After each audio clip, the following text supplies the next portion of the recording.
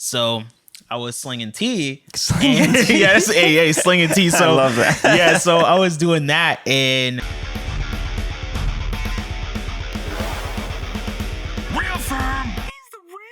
Ladies and gentlemen, welcome to the Real Firm podcast.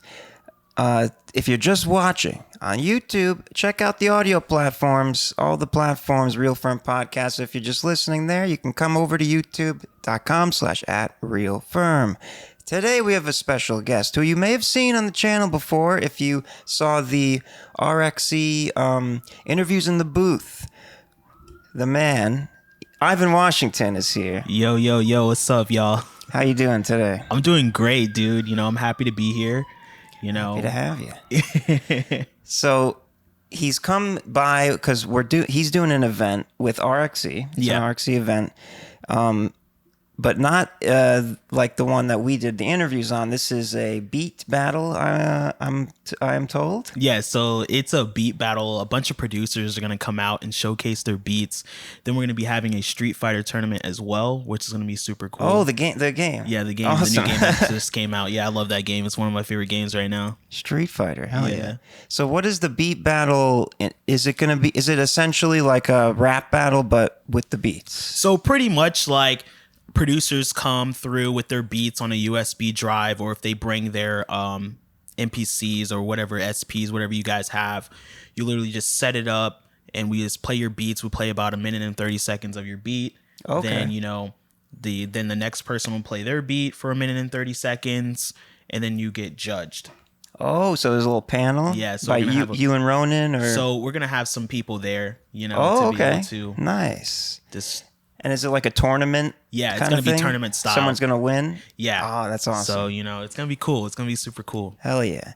So, Eno, I keep calling you Eno. Ivan Washington, that's you go. Yeah, like Ivan Washington is just like the whole thing, right? And like Eno is like my beat production name, my videographer name. Gotcha.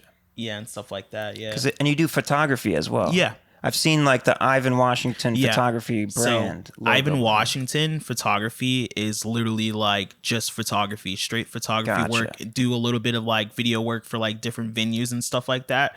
But when it comes to like the music video and like music scene, I go by SorryEeno. SorryEeno, the beat maker producer name. Yeah. Gotcha. Yeah. So what I was gonna say was you've been doing local live events here for a while, and it's kind of an interesting thing because I love it, and I do kind of a version of that, but all online, where people send in music and stuff. And so, are you from Florida? Yeah, I'm from St. Petersburg. You grew up in St. Pete and everything? So like it's crazy. I've been like I've moved around a little bit. I've lived in the country in Tallahassee, but oh wow, I was born in St. Petersburg, but lived in Largo, Clearwater area most of my life. So okay, so you're a born and bred Floridian. Yeah. Hell yeah. Awesome. So how long have you started RxE with Ronan? I think you guys said like 10 years or something. Is it? No, it definitely, it hasn't been 10 years. It's been about like 3 years. 3 years. So. Okay. I don't know where I got that from. 4 years or so. Yeah. And how did you meet Ronan? Like, how did that start? So I met Ronan probably at like a kava bar or something like that. It probably was like Speakeasy maybe. And like the way it kind of started was like my old boss at the kava bar was like, "Hey, you guys should host events and hip hop events." That's right. I remember. So I was like, so you were just a like a barista or whatever. Yeah, for like the a kava tender. Yeah. So I was like slinging teas and stuff like that. Awesome. Kratom. If y'all don't know about that, that's there what you I'd be go. sipping on. You know what I'm saying? So I was slinging tea. Yeah, that's AA, slinging tea. So I love that. Yeah. So I was doing that, and literally, like my boss was like, "Hey, you should start doing these events," because he would see me, like this place was 24 hours. He would literally see me just making beats all day, all night. Like I was never sleeping because I was so determined to like just keep making beats. Yeah. So then my boss was like, "Hey, you should start doing this thing. I'm pretty sure you know some rappers, right?" I'm like, "Yeah." So somehow like he just put it together, and he's like, oh well, Ronan's a rapper and you know people, Okay. so he like pretty much like put it together. He like, orchestrated it a little bit. Awesome. So, and then we just like took off. That's really cool. Yeah. I was always curious because it's almost always at a kava bar, Korean bar kind of thing. Yeah, it started there. Now it's like branched out to like multiple different places we've been to. We've been to alcohol bars. Awesome. Like we're at new locations now that serve alcohol. It's pretty cool. That's a nice step because the crowds start to get a little more relaxed and stuff. I'm an alcohol person myself, but it's interesting how the kava bars kind of they're very. It seems like they're pretty receptive to like just whatever you want to do event wise to bring people in. Yeah, it's like super like lax compared to like if you were to like throw an event at an alcohol bar. Get, like a little rowdy and stuff like that. But it can also get rowdy in these kava bars too, so don't get that twisted. Yeah, it gets crazy. Oh yeah, it gets crazy sure, sometimes, depending on where you're at. Yeah, that's awesome. So one of the things, so Eno. So where did the name? How did you get the name? Come up with the name Eno? SorryEeno. All right, so Eno, like I was just laying in bed one day, like I was making beats. Shout out to my homie Dark Synth. He's one of my best friends. I used to watch him make beats, and I used to listen to a lot of, I still do. I listen to a lot of underground music, and I was like, bro, I really want to start making beats, especially for the people that I produced for. And then I was watching him, and I'm like, bro, I'm gonna get good just like you, bro. And literally, I got the program and started going crazy with it. Like literally just took it up to a whole different level. Live streaming it and stuff like that. I was just pretty much just laying in bed, bro, and just came up with Eno. Eno just kept popping in my head. It just kept just random. Yeah, it was just lighting up. That's like I was just laying down like in bed. And I'm like, what the fuck? I need to put something in front of it though. So I put the sorry in front of it, and it kind of sounded like really cool. It kind of stuck, It does. Yeah, it's got a nice catch to it. Yeah. SorryEeno. Yeah, like especially if you know and you heard my beat tag, you'd understand. Yeah. It's good. Mm-hmm. And when did you start like doing? When did you start getting interested in making beats? Has that been like from youth? I've been making beats since about early 2018. Okay. Around 2018, I remember like going really heavy into it around October in 2018. I remember that for sure. What did you start out using? I started using FL Studio. FL Studio, that's my main one. FL Studio is what I use on the regular. I love it. And didn't it used to be free at one point? There is like a free version. Loops there's like a free version of it, but like you definitely want to get the paid version. Yeah, it's wild. I never like really heard about it until I got into the whole underground scene online, and everyone's talking about it. I'm like, but I'm always like a Pro Tools guy. I thought that was like the professional and Logic and whatever.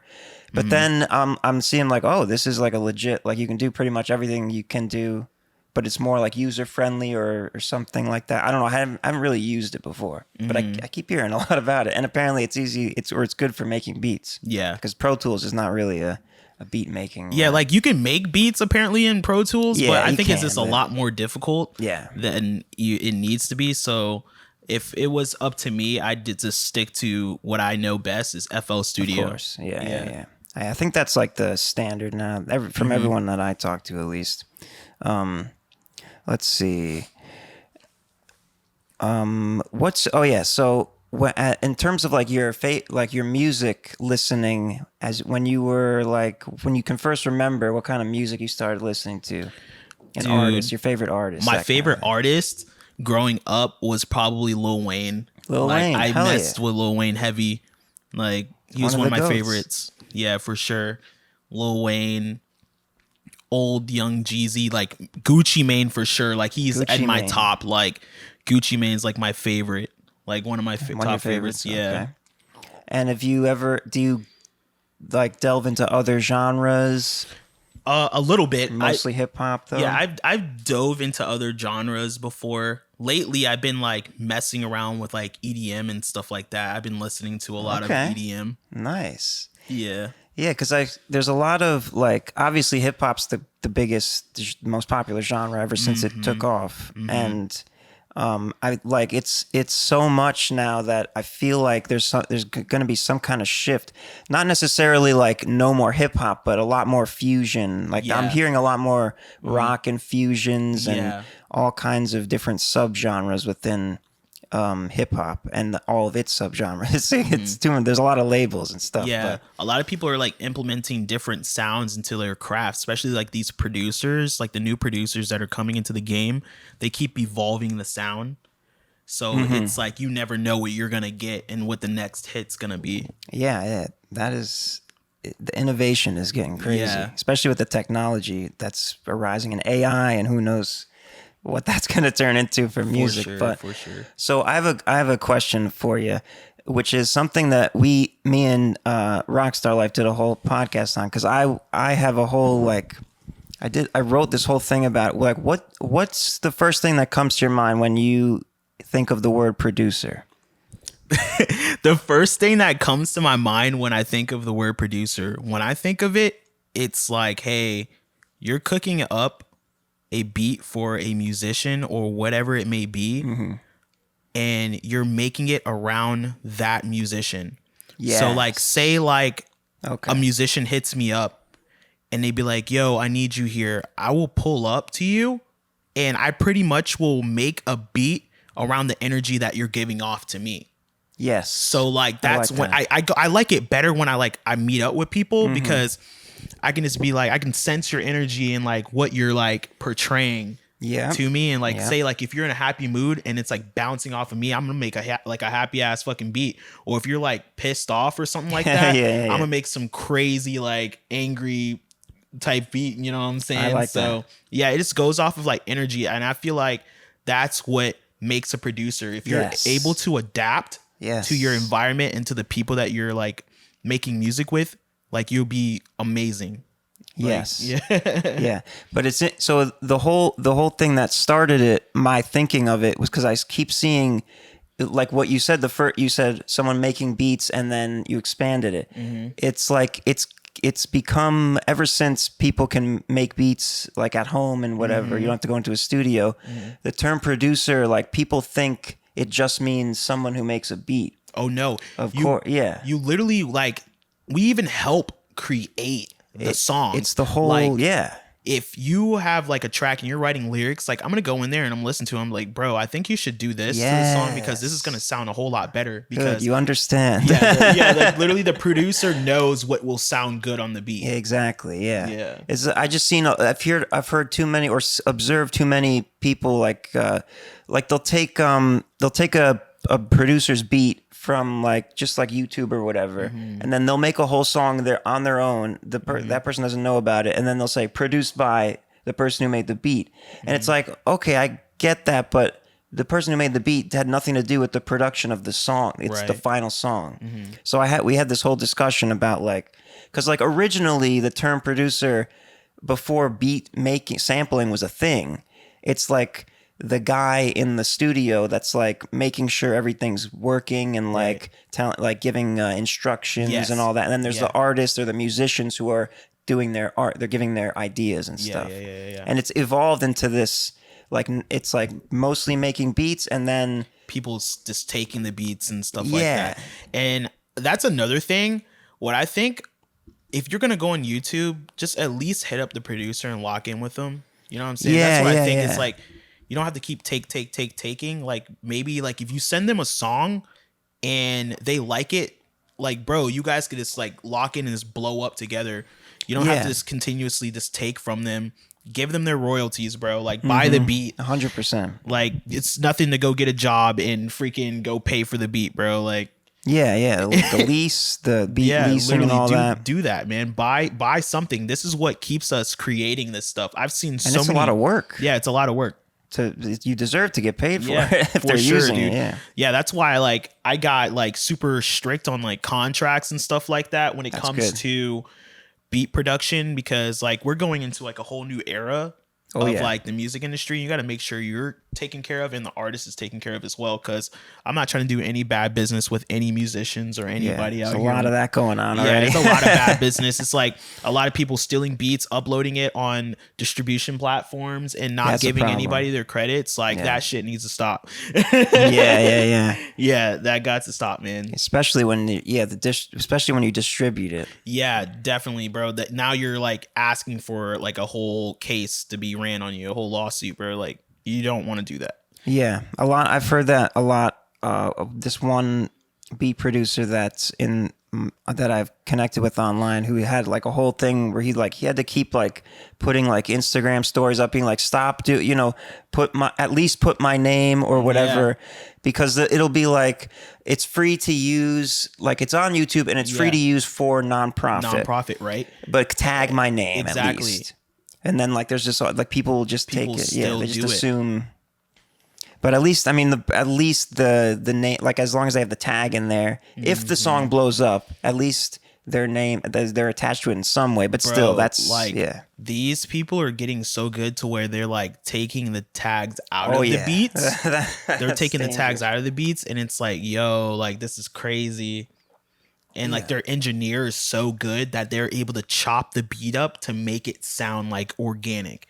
It's crazy. Yeah, and that's just make your own beat at that point. Yeah, pretty much. Like it's an evil game out here in the music industry. It's so then you evil. have people out here, like a lot of producers out here, and a lot of I'm gonna say some, like somebody will send them a beat from another artist that they got on. He's like, hey, I want a beat just like this, and people really will remake the same beat that they just heard. Oh yeah, and because they want that beat that bad. And they're willing to pay for it. You know what I'm saying? That's it's wild. crazy. Yeah, it's crazy out here, bro. Yes. yeah. And especially with like copyright in terms of like, because music is so like, if you're within one key, like a key signature, you only got like 7 notes to play with.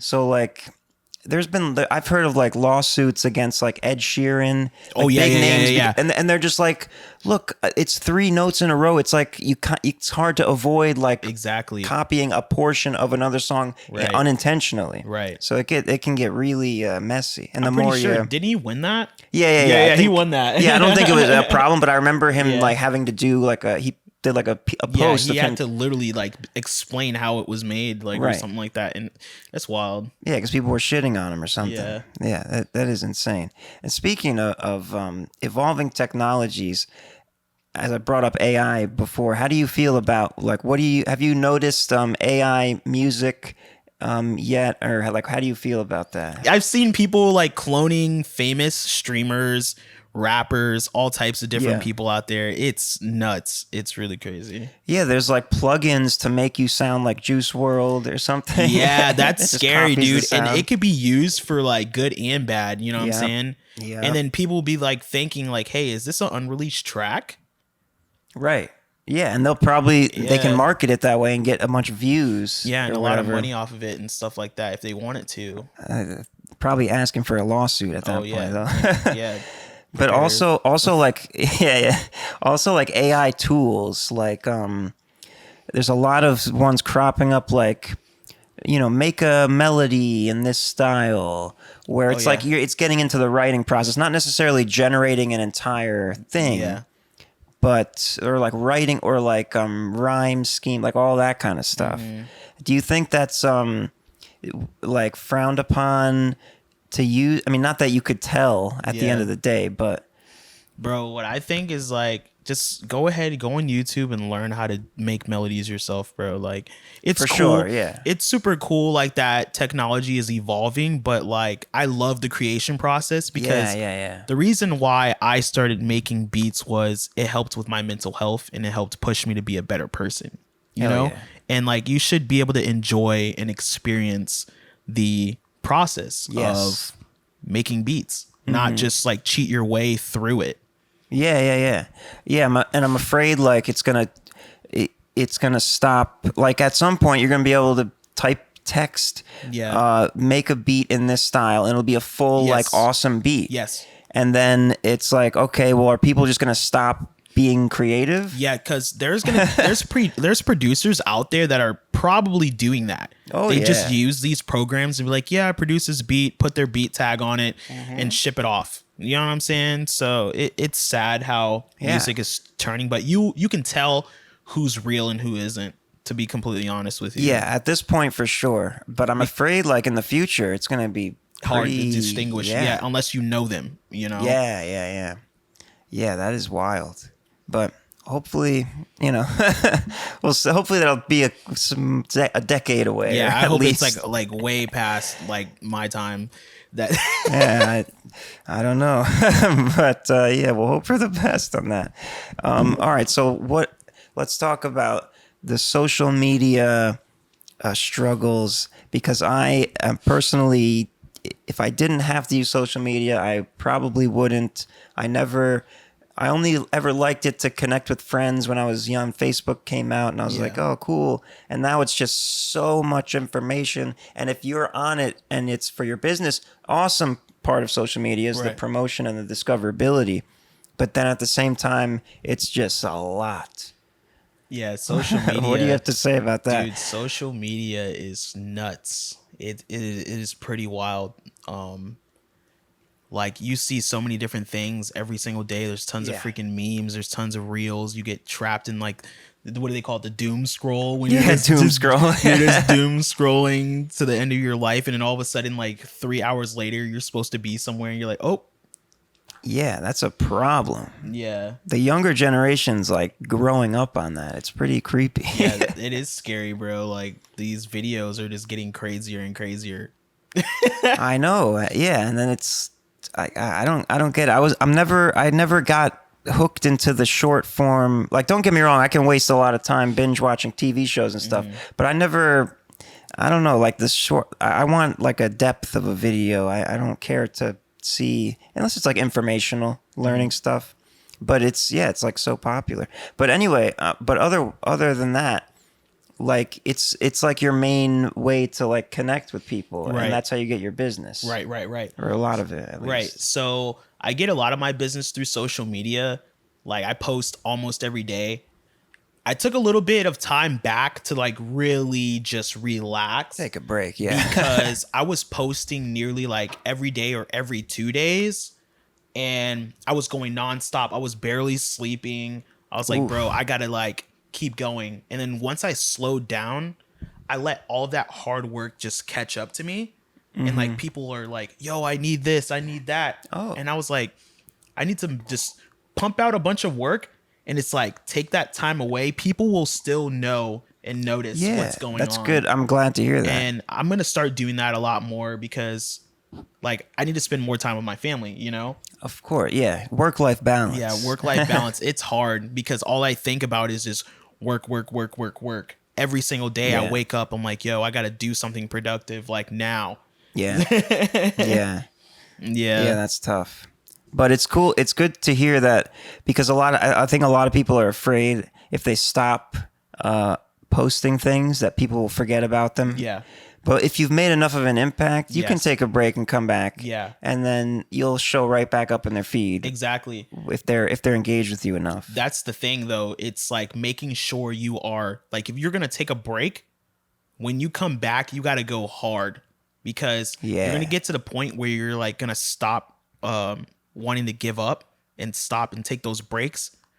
Like, obviously they're important, but you need to like stay up there. Yeah. You know, when you're like posting that content, keep dropping that content every 2 days or every other day or whatever you want to do, you know? Yeah. That's it's the day, it's the order of the day. That's what I was trying to say. Pretty much, yeah. Social media. And the cool thing about social media is like you can schedule your posts too. So it's important. Like, if you are busy and you don't have time, literally knock out all the content that you have throughout the first couple of days and just schedule them out. And you won't have to worry about it. You will know it's dropping at whatever time you have it scheduled to.